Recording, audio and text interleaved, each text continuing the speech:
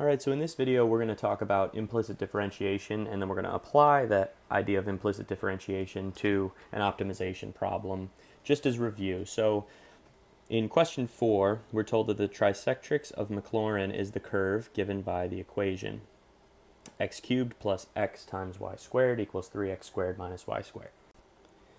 The trisectrix of Maclaurin is a really unique mathematical curve or geometric curve. It's not important to this problem at all if you're just asked to find the equation of the tangent line to this curve at that point. You don't need to know what the trisectrix of Maclaurin is. You could Google it. It's a pretty interesting curve with a very notable property to it. But the idea here is that we've got a curve here, and we're asked to find the equation of a tangent line to this curve at that point. And so we know that what we're going to be doing now is expressing y in terms of x. But sometimes it's really hard to get y alone. See, what we might be tempted to do is get y alone and then take the derivative of that function. But there are going to be a lot of cases where that's really difficult. So let's approach this as if it were very difficult to get y alone, and we'll use implicit differentiation here. So when we do that, what we're going to do is take the derivative of both sides of this equation with respect to x, because remember, we are trying to find the equation of the tangent line. So when we write the equation of that tangent line, it's going to say y minus 1, right, because that's the y coordinate, equals something, and that's going to be our slope, times x minus 1. That's our x coordinate. We're just writing it in point slope form. So the thing we're missing here is the slope, and to find that, we need to find the instantaneous slope at that point, 1, 1. So what we're trying to find is the derivative of this function with respect to x. So what we're going to do is differentiate both sides of this function with respect to x. So I'm going to have the derivative with respect to x of x cubed plus x times y squared, and the derivative with respect to x of 3x squared minus y squared. And we're going to do this by treating x like a variable and by treating y like a function of x. So when I take the derivative of x cubed, that's pretty easy power rule there. That's just 3x squared plus. But now we've got a product rule that we have to deal with. So we've got g times f prime, which is going to be y squared, because our g function is y squared and our f function is x, plus f times g prime. Well, what is g prime? So I can apply the power rule here and I get 2y, but remember we're treating y as a function of x, not as a variable. So this is a chain rule. So the derivative of y squared is going to be 2y times dy dx times the derivative of that function with respect to x. Now let's do the same thing on the right-hand side. The derivative of 3x squared is just going to be 6x, and the derivative of y squared is going to be 2y times its own derivative, because this is a chain rule, dy dx. All right, so let's clean up the left-hand side. You don't have to do that, but it's just nicer to look at. And remember that what we're trying to find is the derivative of y with respect to x.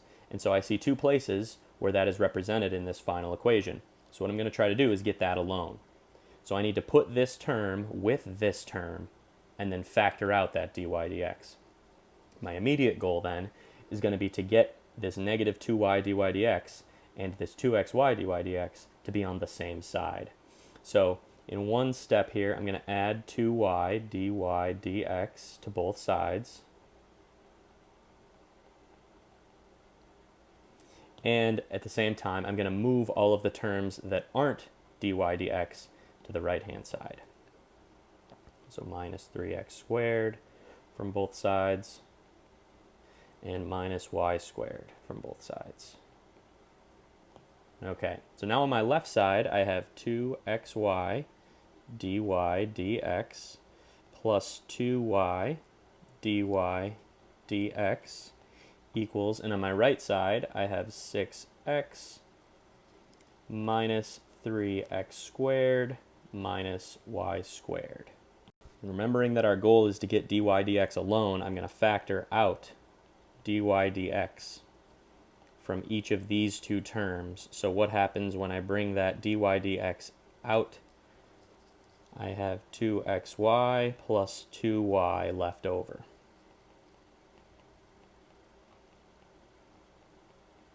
And of course, the last thing I'm going to do is divide both sides by 2xy plus 2y. So finally, I have that the derivative of y with respect to x is equal to 6x minus 3x squared minus y squared divided by 2xy plus 2y. All right, so how is that useful to us? Well, remember, we want to find that instantaneous slope at this point. So now that we have an expression that can help us find the instantaneous slope, this represents the instantaneous slope, all I need to do is plug in the point 1, 1. So 6 times 1 minus 3 times 1 squared minus y is also 1 over 2 times 1 plus 2 times 1. And this is a pretty easy thing to evaluate here. 6 minus 3 minus 1 divided by 2 plus 2. So we should have 2 fourths or 1/2. So now I know that slope.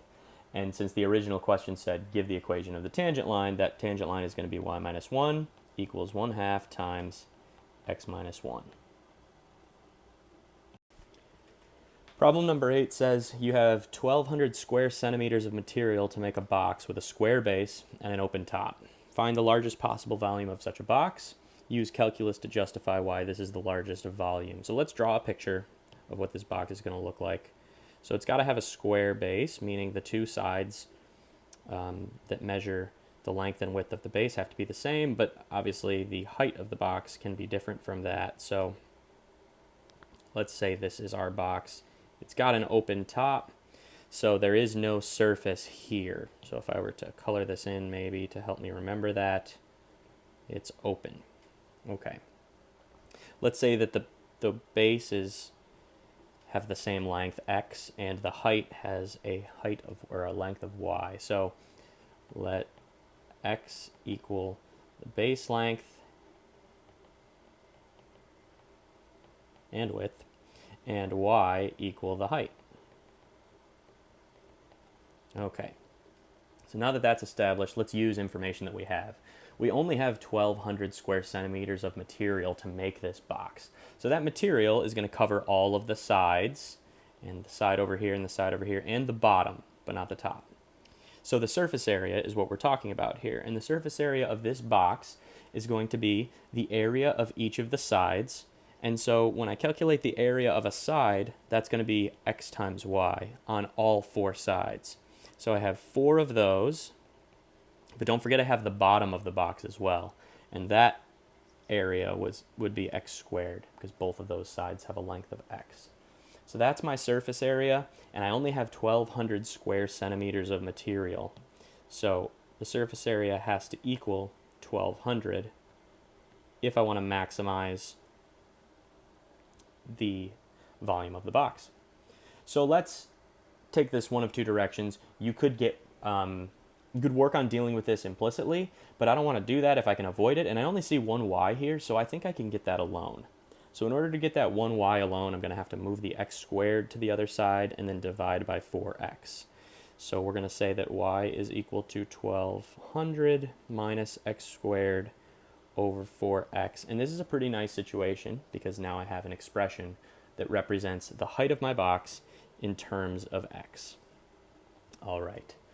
Remember that the thing that we're trying to maximize, though, is not surface area. The surface area will be 1,200. We want to use all the material.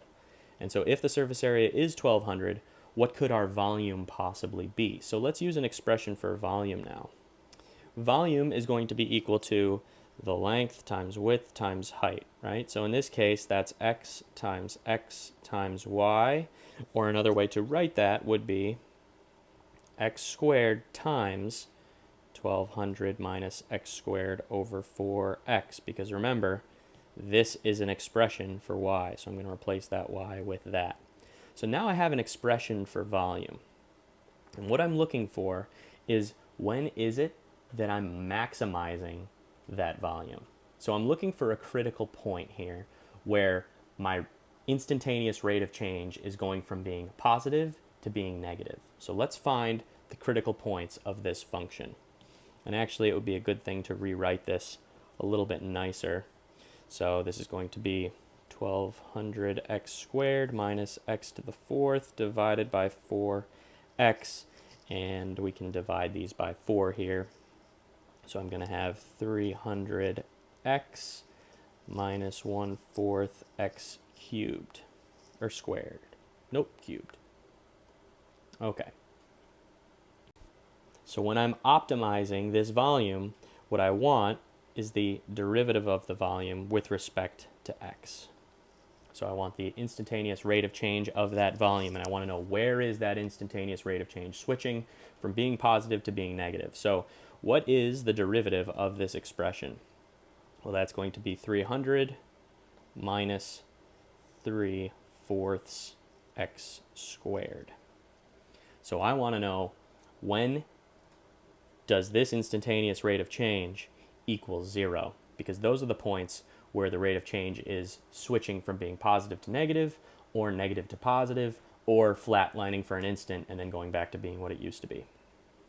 So I'm going to do my little first derivative test and figure out when it is that this thing is 0. So 300 minus 3/4 x squared, when is it 0? All right, well, I'm going to move the 3/4 x squared to the other side. Okay, I'm going to multiply by 4 and then divide by 3. So that's going to give me 400 is equal to x squared. And now I've got two scenarios here. I've got the positive and negative square root of x squared. So plus or minus 20 is the value of x. Negative 20 isn't going to make sense here, right? Because remember, x represents a length. So obviously this is not a negative length. So 20 is the number that we need to put on our number line here.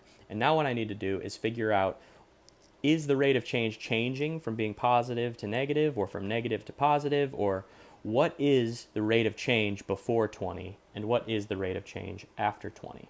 So I'm going to plug in a number in this range, like say 10. So what happens when I put a 10 here? So that's 10 squared times 3/4, and it's 300 minus that 10 squared minus 3/4. And that's going to be a positive value, because 10 squared is 100. 100 times 3 is 300, and 300 divided by 4 is definitely less than this. So I know that I'll have a positive value here. Let's see what happens when we plug in a number that's greater than 20, like say 30. So 30 squared times 3 is going to be a massive number. So that's 900 times 3, that's 2,700.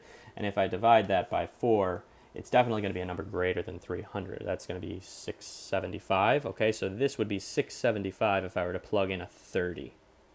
300 minus 675 would for sure be negative. So I'm just keeping a note of the signs of my derivative function over these intervals. So I know that the rate of change of this function, this velocity or volume function, is positive until we get to 20. So if my lengths are 1, 2, 3, 4, 5, the volume is changing positively. It's increasing volume all the way up to 20, but then as soon as we hit 20, that volume starts decreasing when we go above that. So what we've found is that 20 is a critical value, and that is the value of x that represents the maximum we can make our length before that volume starts decreasing. So 20 is an absolute maximum here, and I'm going to say, therefore, the largest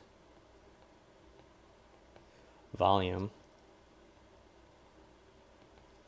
is 300 times 20 minus 1/4 of 20 to the third power, because that's my volume formula.